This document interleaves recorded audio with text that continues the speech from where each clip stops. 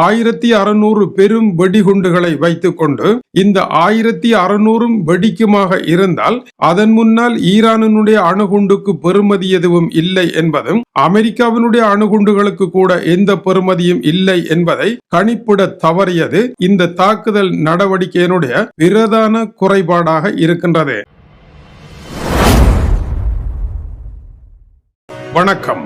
அமெரிக்க அதிபரினுடைய project freedom என்கின்ற புதிய தாக்குதல் ஈரானிடம் ஏறத்தாழ அடி வாங்கி தோல்வியில் முடிவடைந்திருக்கின்றது. அந்த திட்டத்தில் ஹோர்முஸ் நீரிணையில் இருந்த கப்பல்களை விடுவிக்க முடியவில்லை. 2 அமெரிக்க கப்பல்களை பாதுகாப்பாக வெளியேற்றலாம் என்று முயற்சி எடுத்தார்கள். ஒரு கப்பல் தப்பி இருக்கின்றது, ஒரு கப்பல் பலத்த அடி வாங்கி இருக்கின்றது. அமெரிக்கா அத்துடன் நின்று விட்டது. அமெரிக்காவினுடைய வியூக பிழை என்ன? ஈரான் அமெரிக்காவை பார்த்து கேலியாக சிரித்திருக்கின்றது. இந்த சிறிய விடயத்தை கூட உங்களுடைய ராணுவ ராஜதந்திரிகளினால் சரியாக மதிப்பிட முடியவில்லையா என்பது இந்த 24 மணி நேரத்தில் ஏற்பட்டிருக்கின்ற கேலி சிரிப்பு என்று பெர்லின்ஸ்கவில் வெளியாகி இருக்கின்ற கட்டுரை ஒன்று கூறுகின்றது.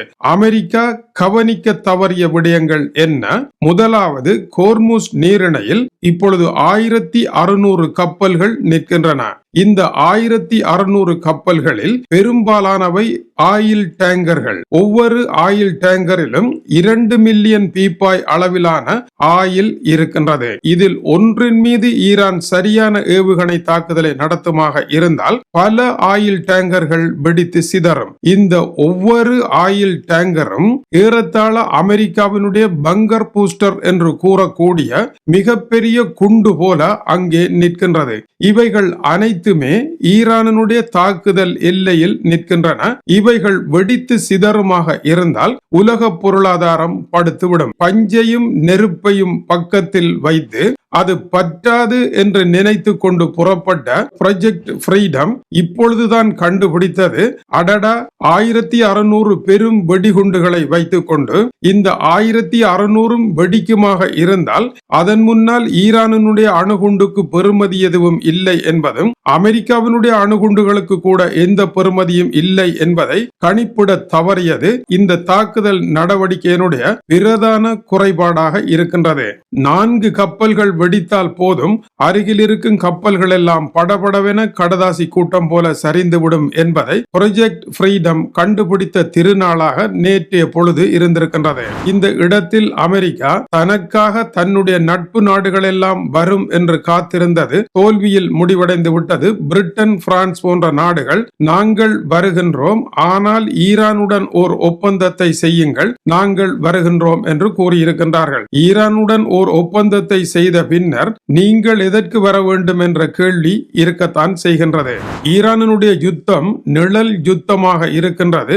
அமெரிக்கா கப்பல்களை நகர்த்துமாக இருந்தால் அந்த கப்பல்கள் மீது ஆளில்லா விமானங்கள், ஏவுகணைகள் மூலம் தாக்கிவிட்டு ஈரான் தன்னுடைய நாட்டிலேயே இருந்து கொள்ளும். இந்த நிழல் யுத்தத்தை அமெரிக்காவினால் எதிர்கொள்ள முடியாமல் இருக்கின்றது. அதேவேளை அரபு எமிரேட்ஸில் இருக்கின்ற ஆயில் சுத்திகரிப்பு நிலையத்தின் மீது ஈரானுடைய தாக்குதல் நடைபெற்றிருக்கின்றது. நேற்று முன்தினம் அமெரிக்கா, இஸ்ரேல் நம்மை பாதுகாப்பார்கள் என்று அரபு எமிரேட்ஸ் கூறி சவுதி அரேபியா தலைமையிலான ஒபெக்கில் இருந்து வெளியேறிய பின்னர் நடந்த இந்த தாக்குதலில் அந்த ஆயில் சுத்திகரிப்பு நிலையம் தீப்பிடித்து எரிந்து கொண்டிருக்கின்றது. தீ வெள்ளமாக இருக்கின்றது. அமெரிக்காவினாலும் இஸ்ரேலினாலும் அதை காப்பாற்ற முடியாமல் போயிருக்கின்றது. எனவே சகல நடவடிக்கைகளும் பிசுபிசுத்த நிலையில் ஈரானுடைய தாக்குதல்கள் இப்படியெல்லாம் நடக்கும் என்கின்ற ஒரு வியூகத்தை அமெரிக்காவும் மேற்கு ராஜதந்திரிகளும் கண்டுபிடிக்க தவறிவிட்டார்கள்.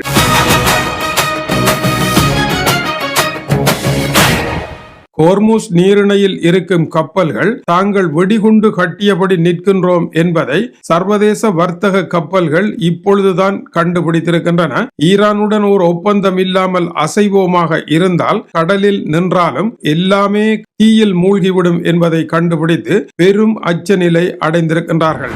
ஈரான் அமெரிக்கா இடையே இருந்த யுத்த நிறுத்த ஒப்பந்தம் நூலில் ஆடியது இப்பொழுது துண்டாக அறந்து விழுந்திருக்கின்றது. ஈரானுடைய போர் தந்திரம் ட்ரோன்களின் போராக இருக்கின்றது, சிறு படகுகளின் போராக இருக்கின்றது. அமெரிக்காவினுடைய கடற்படை உள்ளே வர மறுத்து வெகு தொலைவில் நிற்கின்றது. அதாவது தனக்கான பாதுகாப்பு அரணை கட்டி அதற்குள் துப்பாக்கியுடன் ஒளிந்திருந்து சுடுகின்ற ஒருவனை போல தன்னுடைய போர்க்கப்பல்களுக்கு ஆபத்து வராத தொலைவில் இருந்தபடியே நீங்கள் செல்லுங்கள், எங்களுடைய ஏவுகணைகள் விமானங்கள் வந்து உங்களை காப்பாற்றும் என்று அமெரிக்கா தூரத்தில் பதுங்கி இருக்கின்ற தாக்குதலாக இது இருக்கின்றது. தங்களுடைய கப்பல் உள்ளே வருமாக இருந்தால் அதை ஈரானுடைய ஆளில்லா விமானங்கள் தாக்கி அழித்துவிடும் என்பதனால் அமெரிக்கா தங்களுடைய பிரம்மாண்டமான போர்க்கப்பல்கள் கூட கடலில் ஒரு பெரும் பெட்ரோல் வெடிகுண்டு என்பதை கால தாமதமாக கண்டுபிடித்திருக்கின்றன. ஏனென்றால் ஈரானுடைய சிறிய படகுகளினுடைய தாக்குதல்களை டைனசோர்களாக நிற்கின்ற அமெரிக்காவினுடைய பெரிய படகுகளினால் சந்திக்க முடியாமல் மூச்சு திணறிக் கொண்டு இருக்கின்றன. வரலாற்றை படிக்காமல் வந்திருக்கின்றார்கள். ஸ்பானியாவினுடைய ஆர்மடா கடல் படை பிரிட்டனுடைய சிறிய கப்பல்களினால் கொள்ளையடிக்கப்பட்டு 100 வருட சாம்ராஜ்யமாகிய ஸ்பானியா கவிழ்ந்து போன கதை தெரியாமல் இன்றைய குறுகிய வரலாற்றுடன் ராஜதந்திரத்தை செய்வோமாக இருந்தால் அதன் விளைவுகள் இப்படித்தான் அமையும் என்பதற்கு இதுவும் நல்ல பாட புத்தகமாக இருக்கின்றது. மேலும் ஈரானுடைய சிறிய படகுகள் வெட்டுக்கிளிகள் போல இருக்கின்றன. வெட்டுக்கிளிகளை தடுக்க முடியாது. உலக தானிய உற்பத்தியில் 1/5 பங்கை அவைகள் அளிப்பதை இன்று வரை தடுக்க முடியாமல் இருக்கின்றது. அதுபோல உலக ஆயில் ஏற்றுமதியில் 1/5 பங்கு ஹோர்முஸ் நீரிணையால் தான் செல்கின்றது என்பதையும் மறந்துவிடக் கூடாது. ஈரானுடைய ஆளில்லா விமானங்களும் சிறு படகுகளும் வெட்டுக்கிளிகள் போன்றவை தடுக்க முடியாது என்பதை அமெரிக்காவும் மேற்கு ராஜதந்திரமும் கணிக்க தவறிவிட்டது. அமெரிக்க அதிபரனுடைய இந்த போரானது 3 பெரும் சிக்கலில் சிக்கிவிட்டது. முதலாவது, ஈரானுடைய தாக்குதல் டெக்னிக் மிக பழையதாக இருந்தாலும் ஆனால் அது புதியதாக இருக்கின்றது. எப்பொழுதும் புதுமை என்பது பழமையில் இருந்துதான் வரும். பழமையை தெரியாத ஒருவனால் புதுமையை படைக்க முடியாது என்கின்ற மாபெரும் தத்துவத்தை ஹோர்முஸ் நீரிணையில் அமெரிக்கா கற்றுக்கொண்டு இருக்கின்றது. ஈரான் பழமையைத்தான் செய்கின்றது, ஆனால் அதை புதுமையாக செய்கின்றது. டைனசோர்களை சிறிய விலங்குகள் தாக்கிய பழைய போர்தான், ஆனால் அதை புதுமையாக பயன்படுத்துகின்றது ஈரான். ஆகவே பழமையில் இருந்துதான் ஈரானுடைய இந்த புதுமை வந்திருக்கின்றது என்பதை மறந்துவிடக் கூடாது. தனது கப்பல்களையே பாதுகாக்க முடியாத சூழ்நிலையை அமெரிக்காவிற்கு இப்பொழுது ஈரான் ஏற்படுத்தி இருப்பதுதான் இந்த களத்தில் அமெரிக்காவினுடைய பின்வாங்கலாக இருக்கின்றது. டைனசோர்களை தாக்கியது போன்ற சிறு விலங்குகள் தாக்கினால் என்னதான் செய்வது என்பதற்கான தீர்வு திட்டம் இல்லாமல் அவசரமாக வந்த டொனால்ட் ட்ரம்ப் அண்ட் கம்பெனி இப்பொழுது ஹோர்முஸ் நீரிணையில் பலத்த எதிர்ப்பை சந்திக்கின்றார்கள். இரண்டாவது, பழைய கடல் போருக்கும் இதற்கும் ஒரு வித்தியாசம் இருக்கின்றது. இதை கூர்ந்து கவனிக்க வேண்டும். பழைய கடல் போர் வருகின்ற ஒரு கப்பலை மூழ்கடித்து கொள்ளையடிக்கின்ற பொழுது அதனுடைய கதை முடிந்துவிடும். ஆனால் இந்த போர் அப்படி அல்ல. ஒரு கப்பல் மூழ்கடிக்கப்படுமாக இருந்தால் அந்த கப்பலை அனுப்பிய அந்த நிறுவனமும் அந்த நாடும் மூழ்கடிக்கப்படும். பல கப்பல்கள் மூழ்கடிக்கப்படுமாக இருந்தால் உலக நாடுகளும் உலக பொருளாதாரமும் கடலில் மூழ்க ஆரம்பிக்கும், டைட்டானிக் கப்பல் போல. எனவே பழைய போர்களினால் உலகம் பாதிக்கப்படாது. புதிய இந்த போரினால் உலகம் பாதிக்கப்படும். எனவே உலகத்தை வீழ்த்துகின்ற ஒரு நடவடிக்கை இதற்குள் இருப்பதனால் இந்த கடல் போர் பழைய கடல் போரில் இருந்து புதிய வடிவம் பெற்றிருப்பதை கண்டுபிடிக்க தவறிவிட்டார்கள். வரலாறு காணாத ஒரு எரிபொருள் நெருக்கடியை தீர்ப்பதற்கு புறப்பட்ட அமெரிக்கா வரலாறு காணாத ஒரு பெரும் நெருக்கடிக்குள் சிக்கப்பட்டு விட்டது. கண்டறியாதவனை கையை பிடித்து கூட்டி செல்வது போல இந்த கப்பல்களை அமெரிக்காவினுடைய போர்க்கப்பல்கள் பாதுகாப்பாக கையை பிடித்து கூட்டி சென்று ஹோர்முஸ் நீரிணையை கடந்து அப்பால் விடுகின்றது என்பது பொருள் அல்ல. அமெரிக்காவினுடைய கப்பல்கள் கிட்டவே வரமாட்டாத நிலையில் இவர்கள் போக வேண்டும், நீ முன்னால் போ, நான் இருந்து பார்க்கின்றேன் என்பது போன்ற ஒரு நடவடிக்கையாக இது இருக்கின்றது. எனவே தூரத்தில் இருக்கும் அமெரிக்காவை நம்பி ஹோர்முஸ் நீரிணையில் இறங்க முடியாது. நேற்றைய முயற்சி தோல்வியான ஒரு முயற்சி என்பதை கப்பல் நிறுவனங்கள் கண்டுபிடித்தது மட்டும் அல்ல, தாங்கள் யார், தாங்கள் என்ன தவறு செய்திருக்கின்றோம், இப்படியான இடத்தில் ஆயில் டேங்கர்களுக்கு இருக்கின்ற ஆபத்து என்ன என்பதை கப்பல் நிறுவனங்கள் கண்டுபிடித்து விட்டன.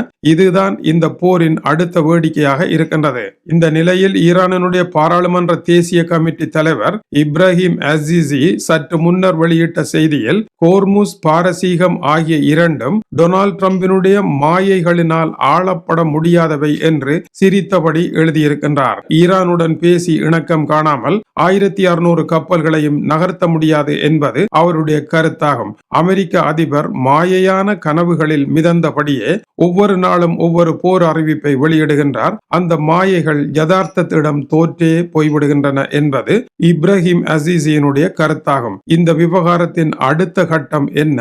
மேலும் சூடு பறக்கும் செய்திகள் எல்லாம் வந்திருக்கின்றன. தொடர்ந்து இணைந்திருங்கள். சூடான செய்திகளை சுட சுட உங்களுக்கு தருவதற்காக உறங்காமல் காத்திருக்கின்றோம். வணக்கம் உறவுகளே.